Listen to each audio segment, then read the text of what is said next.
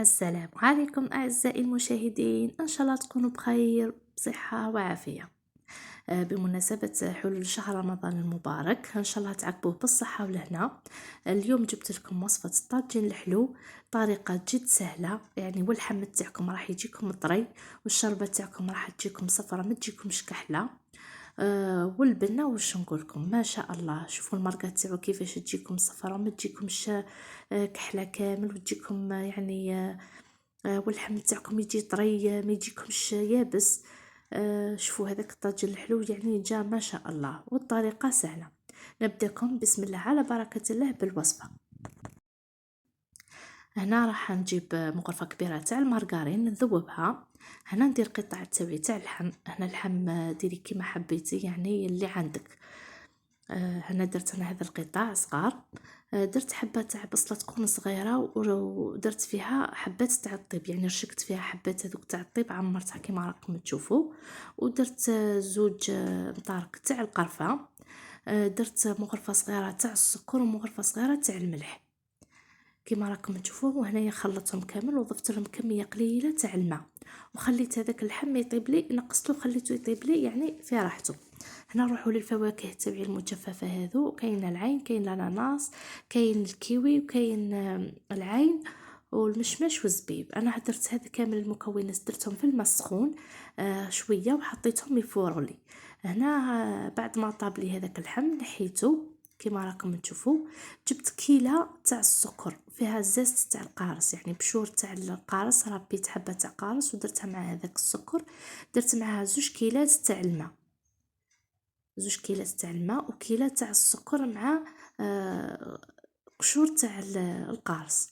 غطيتها وخليتها طيب لي، خليت هذاك السيرو يطيب لي مع هذاك الكميات تاع لاصوص تاع اللحم هذيك.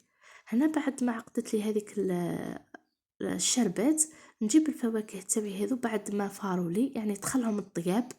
لحتهم كامل، خليت غير العين يعني هي اللي تزرب الطيب وهي اللي تكحل لنا المرقه. هنا خليت هذا الفواكه تاعي يطيبوا شويه في هذيك الشربات. هنا بعد ما تشربوا لي هذيك الشربات نجيب العين.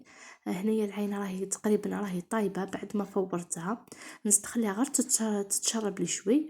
وهذوك القطع تاع اللحم اللي نحيناهم نزيدو نحطهم يتشربوا لنا هذاك الشربات. هذا هو السر تاع اللحم تاعنا باش ما يجيناش يابس. زدت ضفت لها هنا نص كيلة تاع الماء زهر، نص كيلة تاع الماء زهر، وخليتها تزيد تغلي لي حوالي 10 دقائق حتى تتشرب لي هذيك الشربات.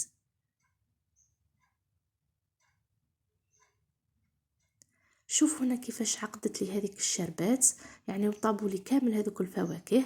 هنا راح نجيب شبح الصفراء نزيد نحطها من فوق ونزيد نخليها تغلي يعني حوالي 10 دقائق حتى يدخلها هذاك الطياب. طريقة جد سهلة يعني، والطاجين تاعنا راح يجينا ما شاء الله يعني ما يجيناش اكحل. اللحم تاعنا راح يجينا يعني طري وبنين وحلو. شوفوا كيفاش لاصوص تاعنا جات صفراء وما جاتناش كحله. خلي هنايا الشبح تاعي الصفرة طيب حوالي 10 دقائق. وهذا هو طاجين الحلو تاعنا بعد ما زينته بحبة سوريز. هنايا اللوز حمصته في شوية تاع المارغرين وحشيت به هذيك العين. وهذا هو الطبق تاعنا تاع طاجين الحلو تاعنا لنهار اليوم. ان شاء الله الوصفة تكون نالت اعجابكم، والوصفة تكون يعني سهلة عليكم. وإلى اللقاء في فيديو آخر إن شاء الله، ودمتم في رعاية الله وحفظه.